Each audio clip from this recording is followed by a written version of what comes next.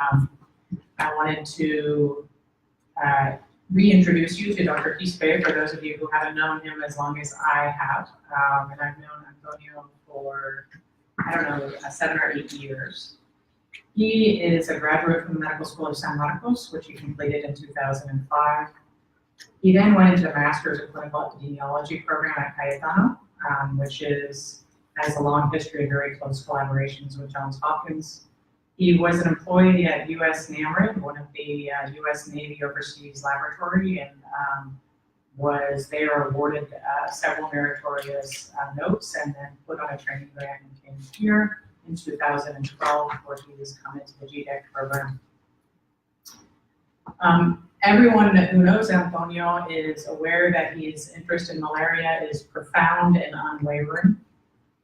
In 2013, he was awarded a fellowship to go to the Gates Foundation, a very selective fellowship, and worked directly with Dr. McGill, among others. And even as he had setbacks throughout his program, and I offered to allow him to work in other programs and accelerate progress, Antonio could not be moved off the target of looking at malaria elimination for any reason, be it facility of finishing, anything that I would offer. And I think all of us who know Antonio will recognize his extreme dedication to the tasks that he's taken on in malaria elimination in Peru.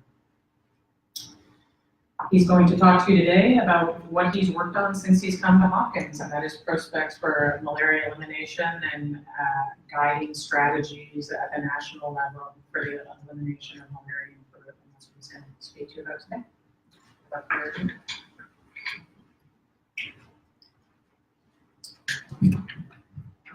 Thank you, Margaret. I'm thrilled to be here. I'm really honored to visit and present to you, and actually have the opportunity to finish the job we started like a long time ago. So let's start. The thesis I presented to you is entitled Challenges and Opportunities for Pursuing Malaria Elimination in Peru. I have plenty of people to send and what we'll do later, but just for a start, I would like to dedicate this to Alan. He was a major sponsor of mine and really pushed me forward beyond what I could and stay in the path to actually accomplish the goal. So what is malaria elimination and why it's so important? First, malaria is important because it's an infectious disease that has killed more humans than any other along the course of human history. Once infected, it could be a painful, horrible, and life-threatening disease. And it's probably on oldest scourge. That is something I really think about because we've had malaria since we evolved from the apes. Second, because it's important because we continue to have huge toll over our species. We got over 200 million cases and over 400,000 malaria deaths a year, being most of them from sub-Saharan Africa and children under 5 years old. And third, because we know how to cure malaria since the 1600s. That's when this missionary discovered the bar of the chinchona, and inside the bar, it was quinine, still an effective cure for malaria today. Furthermore, we also know how to prevent malaria for a long time, and that is something that really straight, and all came from the work from the British surgeon Ronald Ross, who discovered that it was mosquito that carried malaria, not bacteria or miasmas, as was previously saw. So if we know how to cure malaria, and we know how to prevent malaria, so why we don't get rid of malaria already? And the reason why is because malaria is a very, very tough disease. It's not easy to rule at all. And the first thing we need to achieve is that malaria endemic countries need to shift from control to elimination by reducing the amount of the burden of malaria from high to below 1 case per 1,000 people. Achieving that, it will put them close to elimination phases, and from there, rule out malaria to have 0 local acquired cases. It would take a long shot. Then we need to actually work further to prevent reintroduction of malaria, and that's not a hard task, an easy task to do.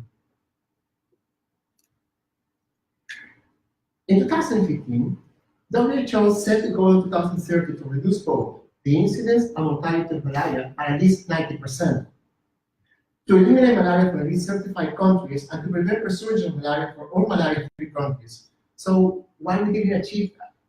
History has shown before that in the previous eradication of malaria effort, many countries achieved a huge progress, but several things happened in the process that stopped their progress and actually reversed the course of malaria to have higher heart burden again.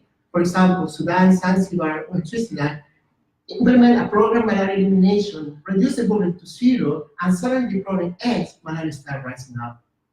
In the case of Pakistan, Bangladesh, and Sri Lanka, and other countries, the main factor was political turmoil. So civil war, reversion of democracy, started the progress of malaria, and immediately malaria started rising up.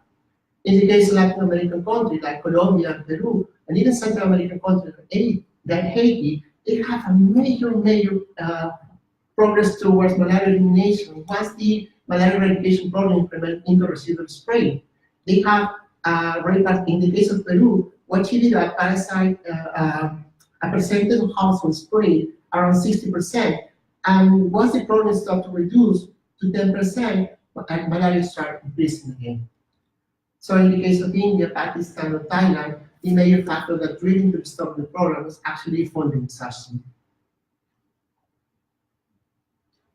So to achieve malaria elimination, actually think about malaria eradication, we need better tools to do it. We need more and more effective ones. So if we actually achieve to reduce the base relative number with a control relative number below 1, meaning that we have intervention that will help us to reduce, to replace each infected case by 0.9 infections, we will take too much long and will cost billions of dollars to achieve a little progress. And if we actually have a better tool that do that by 0.5, then the time and the cost will be reduced. If we have an ultra infected intervention that will help us to reduce, to change 0.1 cases per each infected case, then we actually be in the track to achieve that in the shorter term with less funding cuts. Seasonality was raised as a big question, but it doesn't look like a major factor to prevent this to happen. So we have the old paradigm and the new paradigm. So the Gates Foundation have been working this for so long, and Alan McGill actually did the efforts to work talking about eradication in a more sensible way. It will be having practical goals and actually state 5 principal cores. The core principle 1 was malaria eradication is the eradication of plasmodium parasites in human population. That was very important at the moment because without a proper definition, we were thinking that malaria eradication is without disease, without mosquitoes, interrupted transmission, and all of that actually helped us to plan things forward. The other core principle was that we really need to have a radical cure, and that's shifting the production of drugs towards something that helps us to interrupt transmission in a more effective way with a long-term impact. Another core principle was actually shifting from target symptomatic cases and thinking about human malaria reservoir as the fraction of the largest fraction of infected cases that contribute to transmission in a more sensible way. The fourth principle was using the principle of evolutionary medicine to inform decision making, pretty much using science to inform decision making in the field. And the fifth core principle was think global but act local. Think about eradication but act pursuing malaria elimination. So with that background, we think about 3 specific areas, 3 studies. The first one was to assess the impact of a strategy, reactive case detection with focal master administration, as compared to the current standard of time, was passive case detection, on reducing regional and parasite incidence in a particular region. In the second study, we actually want to assess the effect of such intervention beyond the intervention areas and think about the idea of contamination and how we actually use that idea to support malaria elimination initiative. And the third one is trying to propose a practical way to actually characterize the epidemiology of malaria in a regional setting by recognizing what may be the strategic targets for malaria zero programs. So this is the history behind them. This graphic, if you only plot the number of cases, it will look pretty different. But in this way, you can actually see the intensity of transmission in a more informative way. So early in the 40s, we have around 90,000 cases, and pretty much like 12 cases per 1,000 people. And then the Rockefeller Foundation funded the malaria eradication efforts in Peru, and the cases start dropping down fast.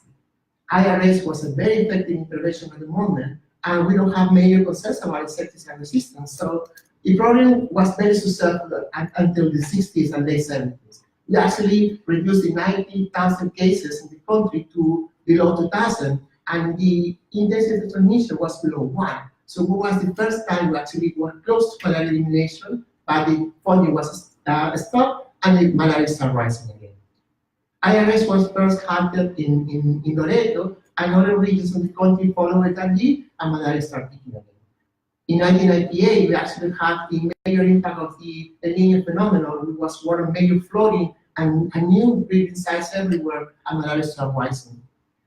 At one point, the resistance to antimalarials was really a major problem, and reasons guide decision making at the time. It was pretty marvelous what the people from the NABU6, the Naval Medical Research Unit, have worked for 5 years, start figuring out the way to force the Ministry of Health to update the guidelines. It was more of a very nice exercise of science-guided decision-making in the field to actually change the guidance, update the guidance, and introduce adenosines as a new and more effective way to deal with resistance in the areas where placebo was a major problem. We were up to 250,000 cases, and then we had funding from the Global Fund to actually implement a malaria control effort, which actually PAMACO was a regional, international regional collaboration with 4 countries trying to deliver badness, trying to implement IRS, trying to reinforce surveillance systems, trying to actually build a lot of infrastructure to promote first care and access to care, so actually we can reduce malaria. That program lasts over 8 years. It had a major impact, but the problem with that is that we don't have no control, so we don't know for sure what was the effect of that intervention. But you see the graphics, and the people that behind this effort claimed victory during that particular time that helped to reduce malaria, and they were dropped to again below the line of 1 case per 1,000 people, reducing from 250,000 to around 25,000 cases in the country. Since then, we have major political turmoil. We have, in the case of Loreto, we have a president that was put in jail because of corruption, and we have a massive reduction of the access to care, funding was cut for vaccines and primary drugs, and the history just repeats again. Malaria started rising from 25,000 cases to over 60,000 cases in the country, and the major actor for that resurgence of malaria was actually the region of Loreto.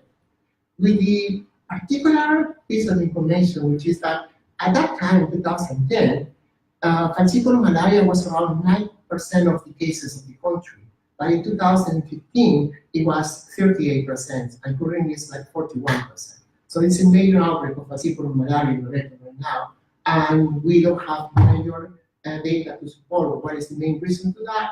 Give more effective some kinds of resistance, some kinds of change in the vector population, but the major explanation we can actually rely on is just political turmoil, but the lack of efficacy of reducing of the coverage of healthcare, and many issues regarding the people that was actually pushing and gaining a lot of training through the whole 10 years period, and changing the actors in the field that actually want to have very well knowledge of how malaria was transmitted in the area. So Peru is a very diverse country. In the case of this state of study, we choose Piura and Tumbes, which is along the north coast border with Ecuador, and we choose Loreto.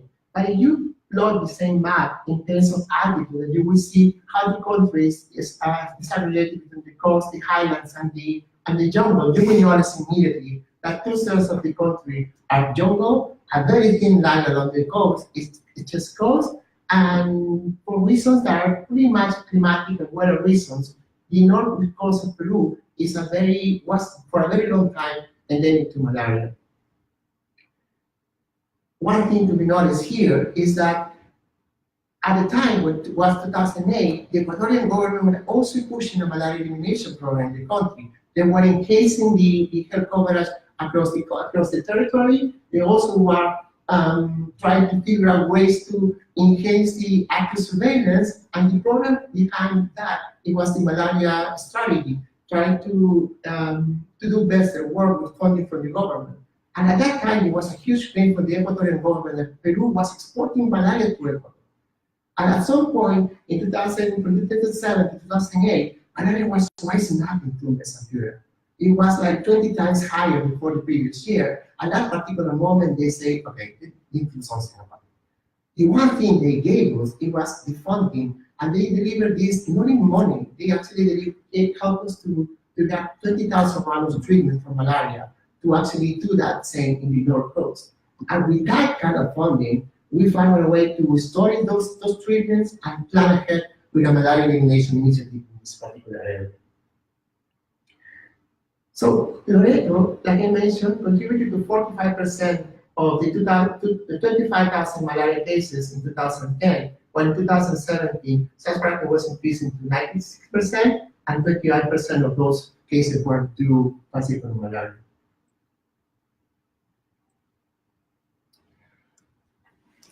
The annual parasite index in Peru demonstrates high heterogeneity. There is 25 regions in the country, and out of them, you notice in time, by 2000, the 3 regions that were driven most of the burden of malaria in the country was Loreto, Tumbes, and Piura. And malaria also was spreading around the country. 2 particular periods to mention is that the outbreak in Madre de Dios from 2004 and the carry on up to 2011 was driven by the gold miners. So there was a large migration to that particular area because of the gold, and without healthcare or plenty of mosquitoes in the middle of the jungle, it was easy to malaria to spread. In the case of San Martin, there was some issue behind flooding and also some political torment. They had a very specific outbreak in 2003-2004. So let's talk about the 3 sites. Peru's North Coast against Peruvian Amazon. So if you notice, by population or population density, you have a very specific piece of information to understand the microepidemiology of malaria and these 2 regions.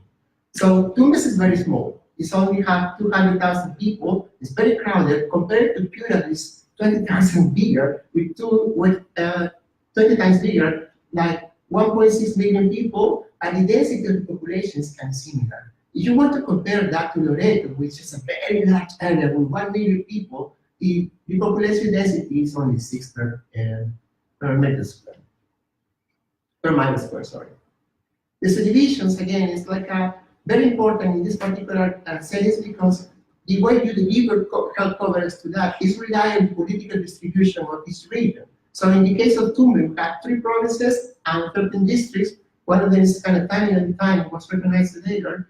And the Piura, we have 8 provinces and 64 districts, compared to the 7 provinces of Loreto and the 51 districts. Transmission in the case of the North Coast is seasonal. In the case of the Amazon, particularly in Loreto, is described as perennial with marked seasonality. And that is because in the dry season, you still have plenty of malaria to contribute to the volume of disease. And in terms of environment, both regions have a very strong summer with a lot of heavy rains, but the major difference is the Loreto region is a tropical rainforest, and in the case of Piura and Tumbes, it's just dry desert. The rain peaks in December and March, and you have a bigger range in the case of Loreto. The main vectors in the area, in the case of Peruvian Amazon, is Anopheles darwinii, followed by Anopheles belarocki, and darwinii is not compared to other Anopheles around the world, but it's described as a very effective vector for malaria transmission. In the case of Domimanus, that's not that kind of source, so basically that's one of the main differences in terms of epidemiology. Vivax, in the case of both regions, is the primary species for circulating, and currently Loreto is having falciparum, while in the case of Tumbes and Piura, most of the falciparum cases, except for one outbreak in 2009, is described as imported cases. And here is the main difference.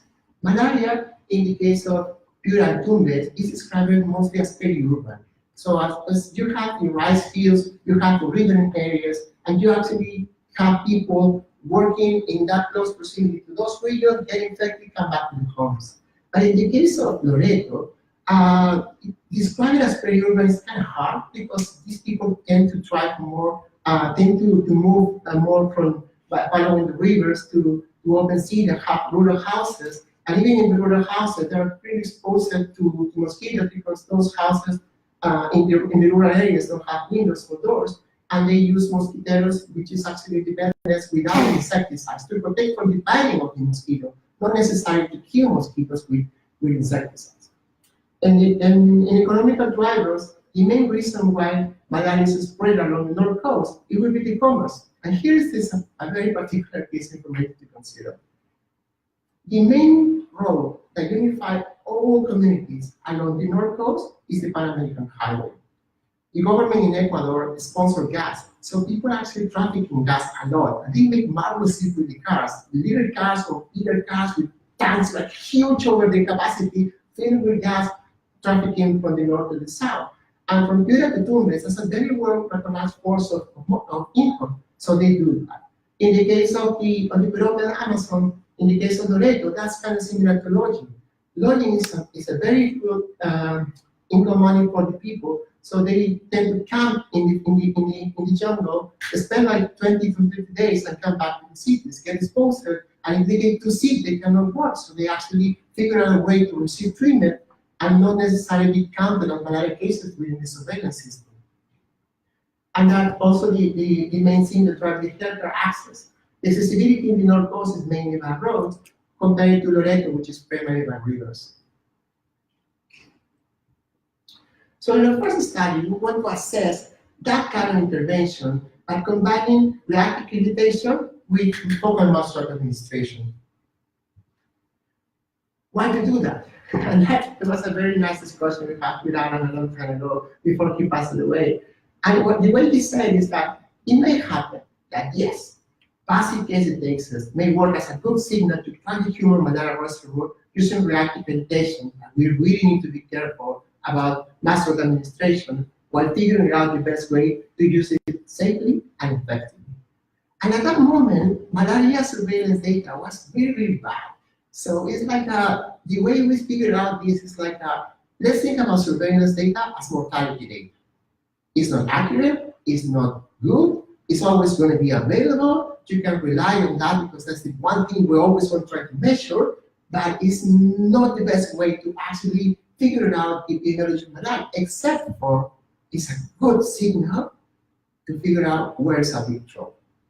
So if you accept that, then you actually will plan ahead and use surveillance system the best way, the best high quality you can get that, and actually plan intervention using that source as information.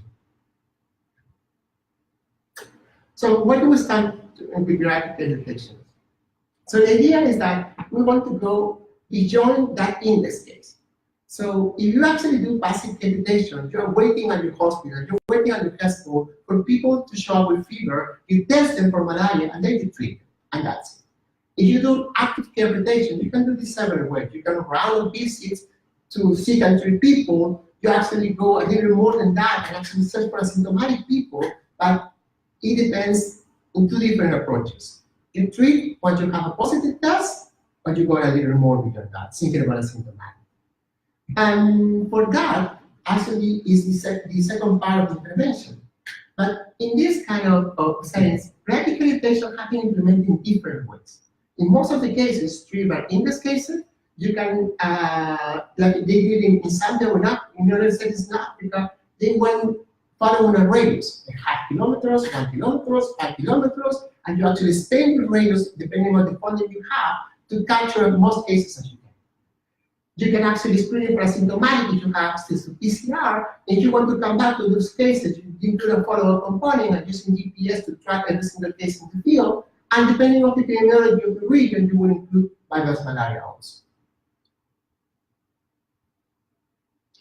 So what about when you actually capture a positive case? You can do several things. First, you will treat that because that's the most difficult thing to do. But you want to think about infected people with minor symptoms and infected people without symptoms at all. How many of these you can capture when you actually go to the field and search and test people for malaria?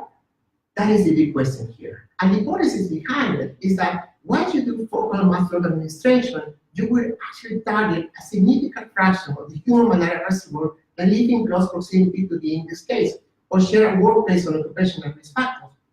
And here's the main difference about what we did in Peru compared to what was done across the world. There are several examples. China, Greece, and other countries have implemented this intervention with some commonalities. For example, most of those have triggered by incident cases. Only one of those experiences was triggered by prevalent cases. All of them exclude for infant, pregnant women, and some chronic morbidities. They were really concerned about GHB deficiency and also about how many adherence to the treatment. So most of them include direct conservation treatment, and some of them included within the national guidelines. What will be different in Peru? So first of all, the government didn't buy it. We want to implement this, and there was very, very reason why they don't want to support the program, and only we can do it once the Ecuadorian government support our initiative. They gave us the treatments, and then we can move forward with that. And the way they were concerned, it was not based on the data or the we want to test that idea in the most endemic area. We won't have some sort of disaggregation that gave more power to find difference, but the main reason we just keep the first one. So we plot these certain districts and take the two with the highest endemicity, and we choose that for the pilot program.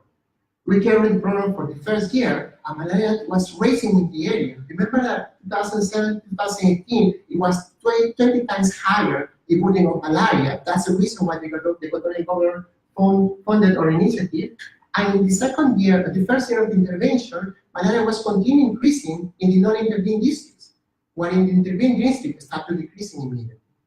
We tried to expand to scale the program at that moment, but again, they didn't buy it. So we go for a second year. Second year, same way. We reduce malaria in intervened districts, and when the non-intervened districts start showing continuing increasing in the area. What did we do different here? So compared to other reactive education, program administration previous attempts, what we had was actually relying on the knowledge from the field officers about the social structure in the area. So they talk about these social contacts, and for doing that, we actually follow every case, every passive case to the household, census everybody within the household, and ask the symptomatic people what were the primary contacts. And most of the time, they recognize some co-workers or some co-students that still together with them as the people at risk. So we invite them to be treated, and most of them accept. We treat around 8 to 9 people per 8 index case. So in this particular area, we also exclude for infants, elders, pregnant women, and chronically. And to answer the question, was 65 years old. That was the age we used for elders as a quota. All the people that accepted, including the index case and the people actually tested for symptomatic malaria, were treated with chloroquine plus primaquine.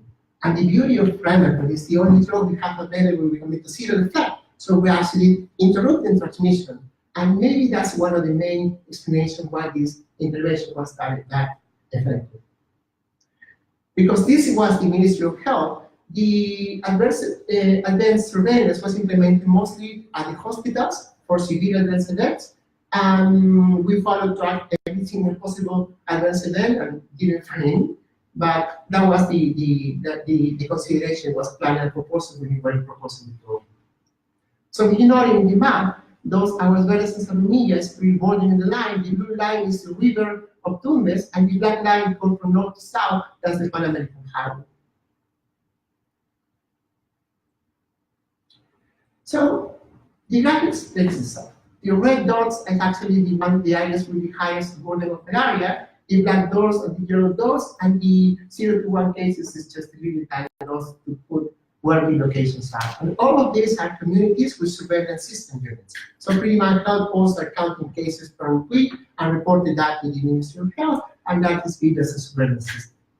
So in the pilot study, we found that a 98% mean API versus 19% in the control sites. And in the case of that was the reduction of cases. So through the pilot study, both years, we reduced the annual parasite incidence by 98% in the different sites, compared to 90% in the control sites. In the cases in the scale-up project, which was to go for 2011 to 2014.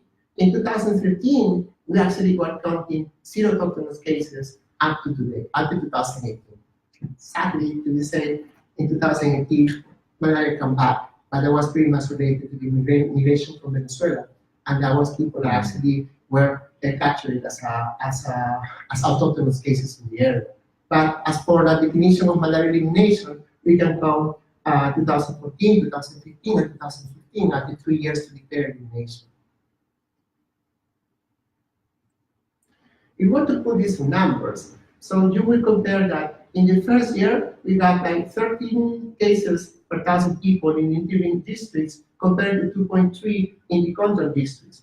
In the second year, malaria was increasing in the control districts, but it started increasing in intervening district, and from there to there, from 2009 to 2011, you can count that 98% reduction in malaria in the control sites, and then 19% in the control sites, or intervening site and the control sites. But you saw in the graphic, malaria was very heterogenic year by year, and it was increasing and decreasing. But suddenly, the project was starting, the pilot study started dropping in the area with the highest endemicity, and from then on, with the scale of the program, malaria dropped down to 0 and continues after that. Importance in data. And this is the beauty of having power to detect differences and to adjust for some covariates that may confound the distribution of malaria. And in this particular case, remember that Tumbes is very tiny.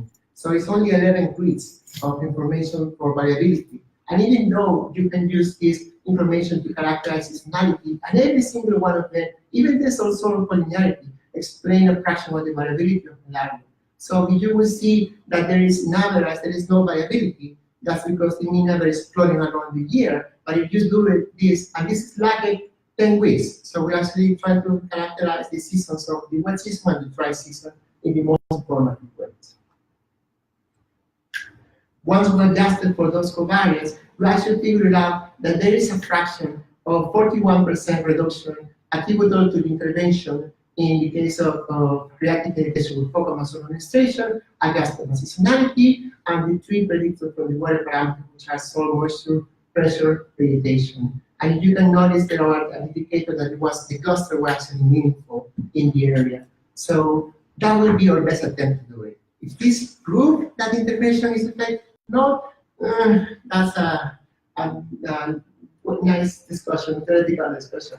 But in terms of that, this is the best way you can describe the effect of intervention, and without any other, because we explored economic variables. We also got a sense of how disease surface temperature where it could be implemented in the model, but doesn't explain nothing about the variability. And we actually start playing around with the idea of distances from one as a perceived dose exposure proxy, and still don't have much information from that. So this is the main conclusion for that study, is that, yeah, that intervention might represent an effective strategy to support malaria elimination initiative, but there are several considerations. First one, it should be limited connectivity, because that's the one parameter can have identifying all these dots. Second, it needs to be like a long track record using private ways, so you need to be concerned about these deficiencies, and that actually is something that it shares with the Peruvian Amazon, so maybe that won't work. So in the second study, we're going to actually assess the contamination issue. And you, with every trial, even with the passing of for drugs, you will notice that proxy to the intervened sites, those interventions have an impact. And that's in the case of those studies, a reason of concern. But in the case of malaria elimination, that's something we really want. We want to intervention have a contamination effect in the nearby areas. So that's one of the reasons we will try to assess here. And for that, we focus on the effect of the Tumbes intervention in the nearby area of Piura. So again, the green area, that's Tumbes. The purple area is Piura. So you will see the difference in size, you will see the difference in population. By the way these are unified, it's pretty much like driven by the main road, which have a very odd road, but it's the only way to go from north to the south. And then you have the penetration roads that actually will connect all the other dots in the map.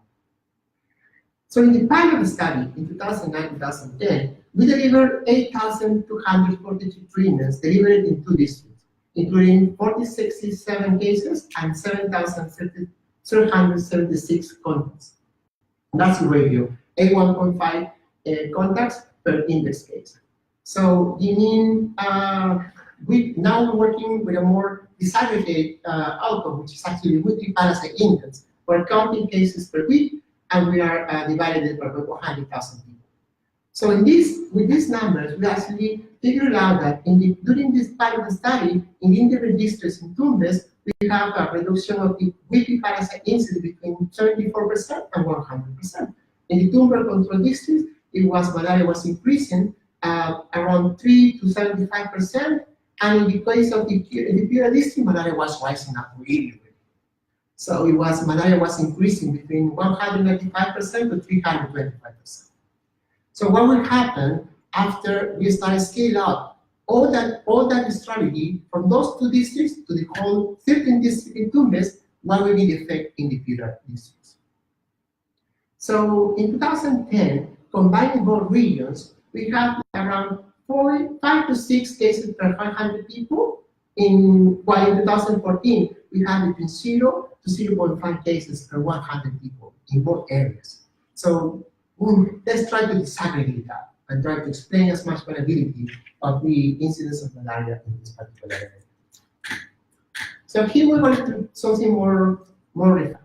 This is the accessibility map. It was a product from the Global Malaria Project, and those guys were trying to figure out access to cities. It's pretty neat data, and you can actually figure it out which is the travel distance from one side to another side, just having the coordinates. The beauty of that is that it's more informative way, more data-driven way to characterize the connectivity between communities in a particular region. So we're going to work with the outcome with weekly parasite incidence, and we're going to use that road distance to Aguas Verdes International Bridge, which is actually the point that characterizes both districts, the one intervening Tumbes, and adjust for the main confounders in here, including sea surface temperature, which is very important. Accessibility to the road. Come again? It's accessibility to the road. Yes. The beauty of this is that it's one grid together to another grid, and it will adjust if you have mountains or other thing that is not described in the map, it will just connect both those. And you can spread, you can actually use a point of reference to calculate the distance and access from there to any other side. We play around this with hospitals, we play around with disaggregation according to the health infrastructure, but in the most important way, at least for our data analysis, it was the point, using the reference point as the international grid in the border with Peru and Ecuador in Aguas Verdes. Yeah, we will play around with this later in the case of the Amazon, but in this case, distance, in the Amazon, distance doesn't mean much, so we actually use travel time from one point to the next. So yeah, this is what's our first attempt. Let's do tertials, okay? You have the distance, you will split the whole region between tertials, and you will try to get a sense of there's some effect here, maybe not, but yes, we actually can do a more refined analysis if we actually stop using tertials and go straight to the granularity of the data using kilometers for distance. This is 2009, this is 2010, this is the point where malaria was increasing in the Piura area, while malaria was decreasing in the intervened districts in Piura, in Tumbes, sorry. Again, this is the maps across those periods of time. So if you compare 2009 with 2014, there's a clear drawdown, and you can actually figure out that if you follow and spread these dots and along parallel highway, then you will see some kind of those effects based on proximity. But again, we need to actually do a better analysis, and let's do it in a more sensible way and draw population analysis. So this is like comparison just based on proximity by intervals of 100 kilometers, and this is the comparison between intervened areas and non-intervened areas, combining both Piura and Tumbes. So you will notice immediately that it was 2008, 2009, in the non-intervened districts, it was from 3 to 4 per 100,000 people, and then it continued increasing because of the force of Piura, and then it started dropping.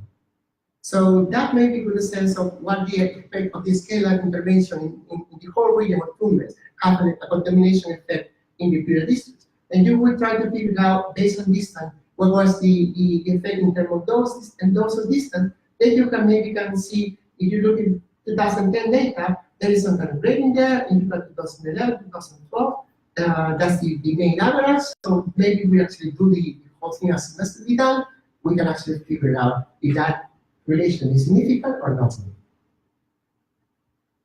Again, this is the variability of all the Tumbes and Piura districts in terms of the climate and weather parameters to describe seasonality, but here we can do something more neat. And this is the beauty of doing regression analysis. When we were thinking about seasonality, there are plenty different formulas to address seasonality in regression models. You can split the season between the dry season and the wet season, you can roll out the seasonality index, you can actually plan ahead and do more disaggregated data based on how many months are wet, how many months are dry, and we actually publish a paper with that sort of analysis. And by the way, very tiny little pieces, it's informative once you have a pretty large area like Lorette. In the case of Tumbes and Piura, again, Tumbes have only 11 breeds, while Piura have like around 40, and Loreto have like hundreds. So it's more about the force of the data granularity that will inform your data analysis and give you a better sense of what is the variability of the data in the area. Again, we can do this analysis, and in the poisson regression multilevel analysis, which is pretty much mixed effects, that will give you a good sense that yes, proximity as a proxy of those effect intervention, it have explain a fraction of the variability of malaria in the area. Once you adjust it for the dry season, and the index for dry season and wet season, pressure, temperature, precipitation, sea surface temperature also have a fraction of the variability explained, vegetation and soil moisture.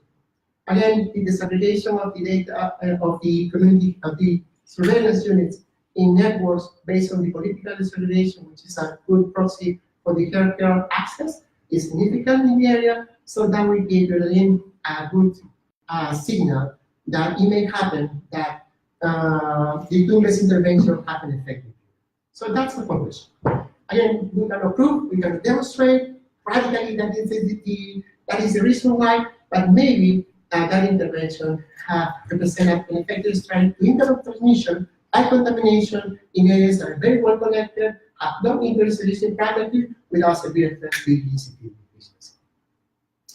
This strategy could be of some usefulness in the Peruvian Amazon, maybe, and that actually may be the reason why malaria was eliminated along the North Coast. So as for a third study, we want to inform that. Maybe it happens that there's some regions in the Peruvian Amazon that have something in common with the area which is described. And we can propose and test the idea of using reactive imitation with open mass administration in those areas. Two things that must be said about this idea of exporting malaria focal mass administration to other areas. One is the GCBSP deficiency issue. The problem with that is not that it doesn't exist. The problem is that the tests, most of them are qualitative and more of them are quantitative. So the trial of therapy was carried on in Peru, but we start looking at the cutoff to decide whether people have positive or negative to GCBSP, then you have the threshold. If you use 70%, then you have a large fraction that will not be able to receive that kind of treatment because it's the standard point, the standard cutoff to decide whether you can receive elimination or not. But in 2018, a couple months ago, a new paper was actually raising the point that we can reduce that 70% to 35% to increase the fraction of people that can receive elimination without having the adverse effects. And the fraction was pretty large. So there's a major issue of not having access to a quantitative test that gives you a good sense who is at risk of having adverse events by using these kind of drugs. And the most important thing behind that is that we have tafenoquine now. Tafenoquine was approved by FDA early in 2018. But now we have a drug that target inocytes and can actually interrupt transmission by killing the metacytes and prevent the infection from one patient to the next. Having that result, we have more information to decide whether this kind of intervention makes sense within a malaria ingredients with the same commonalities. Strong limited connectivity, but safety, some kind of long track history using a mechanism without that concerns of these experiences. The other thing to be on the back is that all this data was analyzed at a time to inform the malaria elimination program in Peru. It was launched in 2017, 2016. And that program is just a long track because in the first 5 years of the program, we are pretty much doing some science to inform decision making, not actually doing intervention. And malaria was increasing at the time. So changing in the government, changing in political leaders in the area, changing in the authorities for the health community, it may have an impact. But again, since I can track again, and since 2016, malaria started dropping down a bit in the red. But for that particular study, we focused in the time from 2010 to 2016, which actually before when malaria was increasing. So again, Loreto is a large fraction of the burden of malaria in Peru, but it was not like that in 2010 when we had the gold mining complex in that area, when there was the only couple of years that Loreto was no demand driver of malaria in the country. But again, things gone back to normal, and right now, in 2014, malaria was having a number parasite index of 57 cases per thousand. Is that what that is? Yes. Per thousand. Yes. And this is the disaggregation of Loreto based on the political distribution of health networks, which actually the provinces. But in this map, this is the concerns we discussed with Dr. Pan. We have NASA grant to actually do the same analysis in more and more data-driven approach with many pieces of mathematical modeling in that process. And we actually have a common ground because nothing what we do from the data analysis perspective, it will be informative, it doesn't make sense to the local authorities. So we actually, when we plan this study, we follow it that way. We want to plan this study together with the local authorities. And once this analysis makes sense to them, we continue.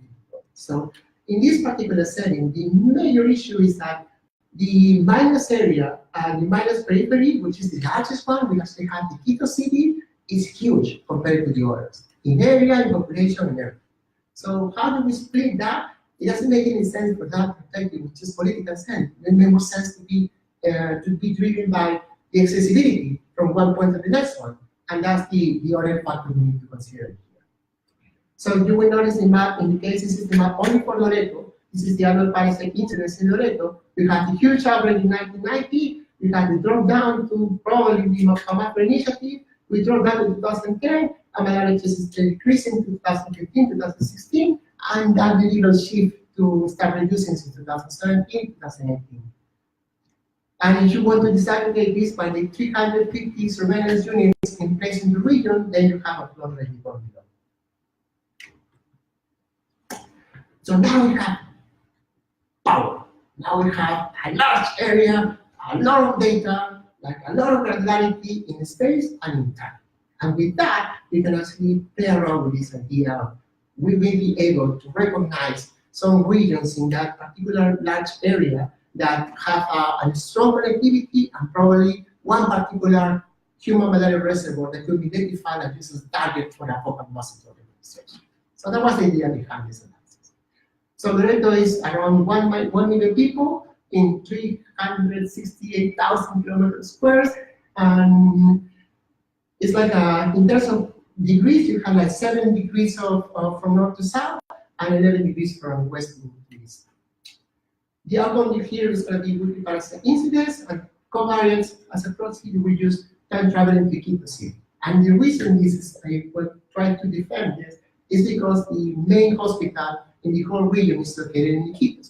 If you want to prevent someone to die, you need to access to critical care, and that's only placed in 2 cities. One in Yurimaguas is not part of the big network, driven by the Amazon tributaries, and you have the Quito City as the one. So that's actually the best way to explain why we choose Iquitos at the center of this area. Then we have seasonality, all the weather parameters, and probably the most important here is the NDVI, which is a proxy for vegetation.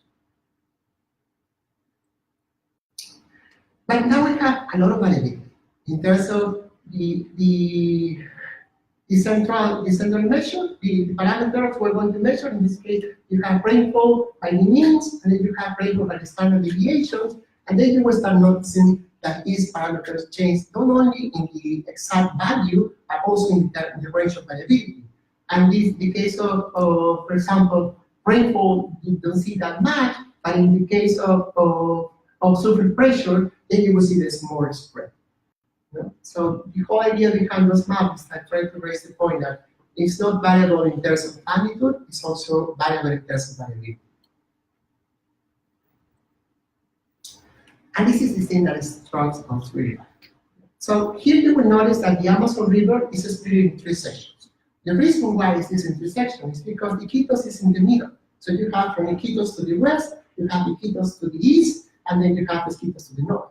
So when that can be said, then you have 3 regions. You have Fernando Lores, Amazonas, and Ramon Castillo. And then you have the Amazon River. All the rest, which is actually the provinces, is driven mainly by rivers, like tributaries of the Amazon River. So you have the Guayana River, the Marañón River, Moroña, Nanay, Napo, Pastaza, Pumayo, Tigre, Ucayali, Yavarí, and Yurimaguas. And you will see in the map later, you will notice that this is following strictly what will you use for the liver interventions from one central, which is actually the head of the health network, to each of the communities around that particular health network. You will distribute that by current states, and you have 315 surveillance units disaggregated by those particular river networks, and you will see how much of this variability in the period of the study. You have like 420 weeks, and you will notice immediately that the patterns is very different from one to the next one. And even when you have, in the same river, like the Amazon River, you will notice that there are some peaks, but there's some shallow areas, and there's some more seasonality, and in some areas, like the intensity of transmission is kind of variable, but not that intense, and in other areas, like a very, very intense transition, in some areas, like a flat, and then start rising up or coming down. It's very, very variable. And that is very important because one of those regions may be a good target for that kind, for some sort of intervention, and others we have some kind of more perennial intensity of transmission, then you need to think of something else. In terms of water parameters, you will see again that there's a lot of variability from one network to the next one. And in the case of pressure, for example, the altitude, it may have some impact here, but you have a variability that is not that wide, because in the case of the Amazon, it's between 0 meters over the level of the sea to 800 and up to 1,000, and that's it. So it's only that range of altitude we have variability to explain based on the location of these communities. And then again, you have the proximity to the Ecuador, or you have how much you are close to the highlands, and there's a lot of variability to explain each of these graphics, and then you have the weeks along the year, and that's a lot of variability to explain. But now we got two others. We have virus and we have falciparum. So how much of the variability of that weekly parasite incidence we can explain with a multivariable mixed effect model, then we need to account for the zeros. And here is the change.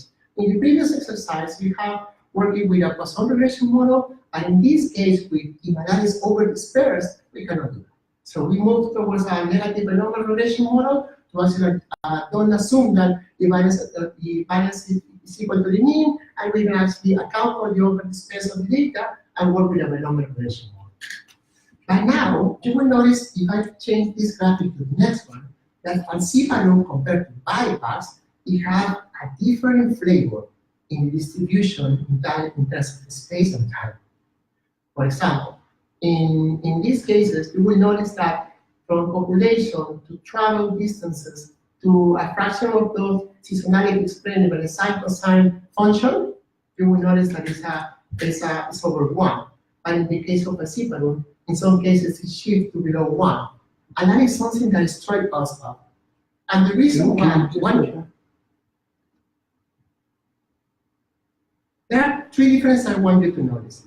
First one is that in terms of traveling distances, for the case of bypass, is over 1, and in the case of falciparum, is below 1.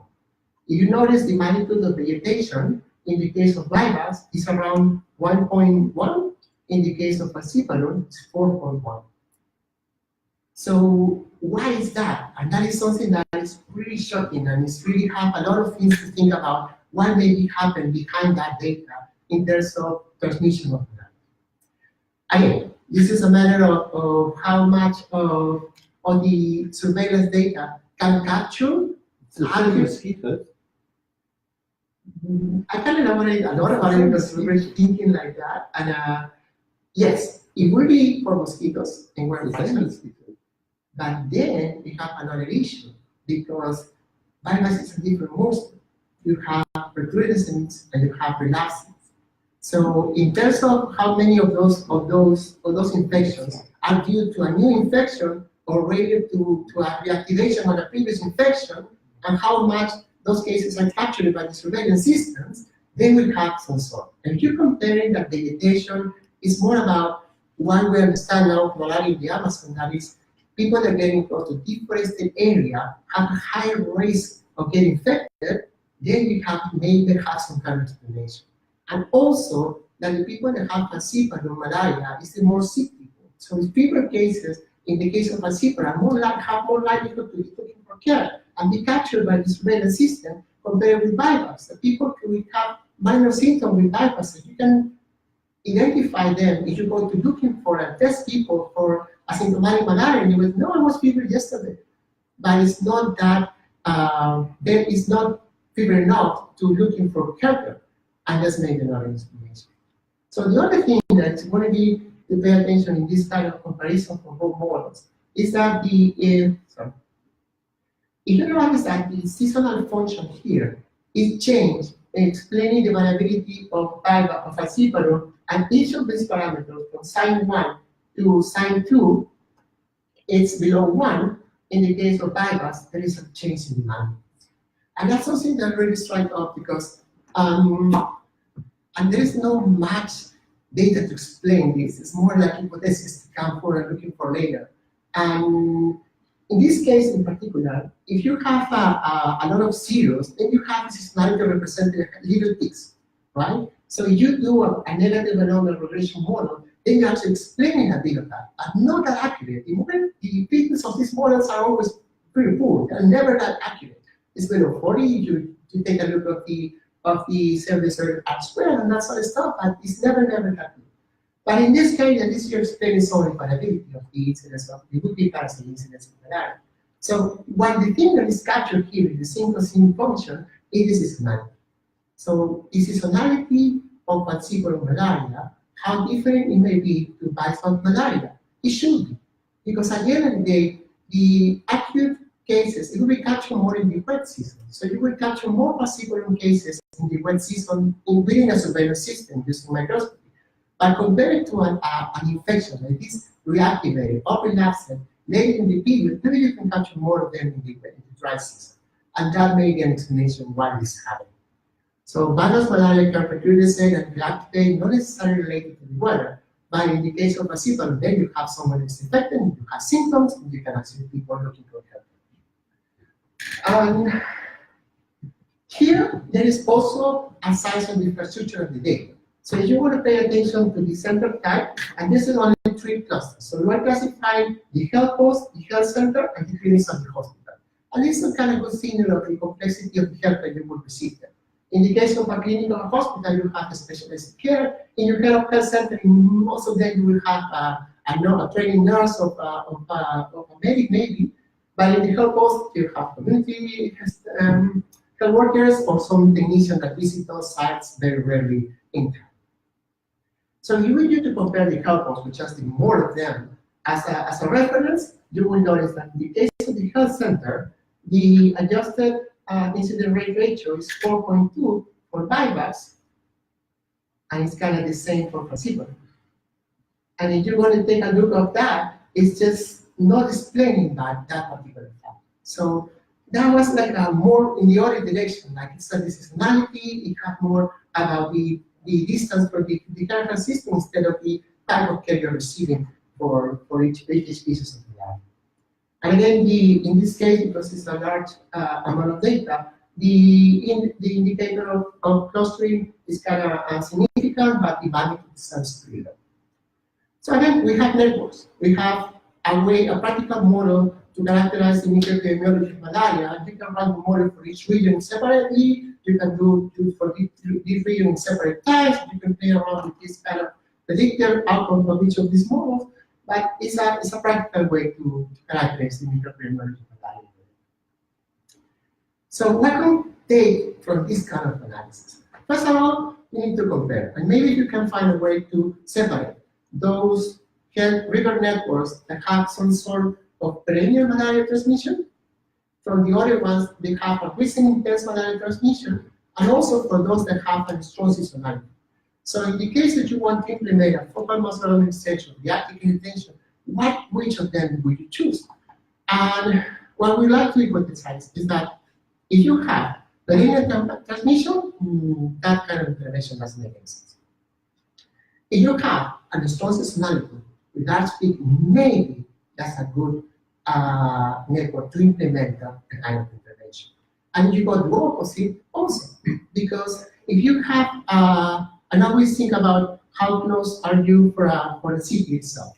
In the case of Inaporio, for example, you have the as a center, you have a long route out to the Colombian border. And along that river, you have different health centers of different complexities. And people don't travel from the Colombian border to Iquitos because it's really expensive. It's like heavy expensive. It's like 3 or 4 days of traveling with like accidents of gas in Tumbes, and that for the communities in the area, it's like nowhere you're going to be. So you actually force them by nature to drive to the nearest complex health center to receive care. And that's actually the health cost compared to the low complexity health. So based on that, you have some kind of rivers, and you cannot commute from one river to the next one. You need to go down and then go up, something like a totally different words from one to the next. So one river would be a perfect scenario to implement those of intervention, what the other river may not. And also you have the problem of narco-trafficking, and that sort of stuff is along the Brazilian Colombian border. So if you're thinking about like an officer here, the health center is work as a center for delivering care to those particular care communities.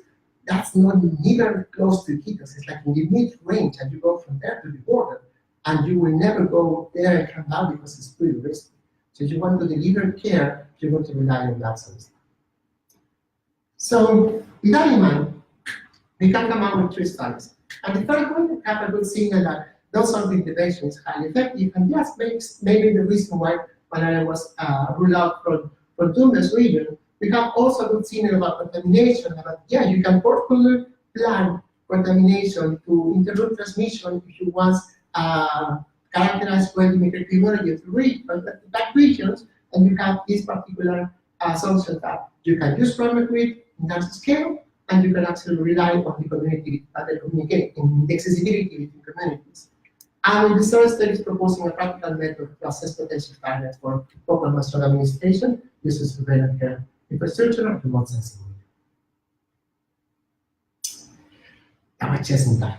This is the Peru's Cross in 2017. It was a year where malaria was ruled out, and this happens 2 years early. There was no way malaria would be living with malaria. And that was the opposite direction. In the case of the red, we have the major push to malaria increasing. So yeah, malaria elimination made perfect sense in these areas. You can actually rule out from one problem. Then you need to deal with dengue and other diseases, but again, one most or less to care about is a big gain for the communities in terms of quality of life and probably also there. Have many people to send for. But first, I need to credit the people in the area, the Fernando Quintana team from Tumbes, Dr. Pozo's team from Piura, and my mentors from Loreto, which is Vilma Casanova, Marcela Mesa, and Laura Filucci, who was the guys training within the PAMAPO program, and received the training and now leading the research of malaria in the area. Our students, they have collaborated with me, have published some papers in the past, Nila Musan, Kristen Weiler, Luciana Kepa, my good friend and the guy who actually missing like a lot. I am Magid, and my mentor at the Gates Foundation, Stephen Kerr, which is the leader of Modern Art Gates Foundation. ideas from Amelia Bertozzi-Villa, who actually for the EMO program in Seattle, actually helped me to guide into using rich maps and accessibility maps, given Stredman from the London Imperial School, surveillance teams from Tumbes, Piura, Loreto, my scientific graph writers, Bob Hillman and Don Sanders, my support from the poverty program in Spain, my tuition, Hopkins, the Gates Foundation, that paid the conference Hungary, where I started push malaria elimination, you, my thesis readers, and of course my advisor, which teach me a lot about research discipline, which is the main attribute at my care, which is really awesome and really strong in that Thank you so much.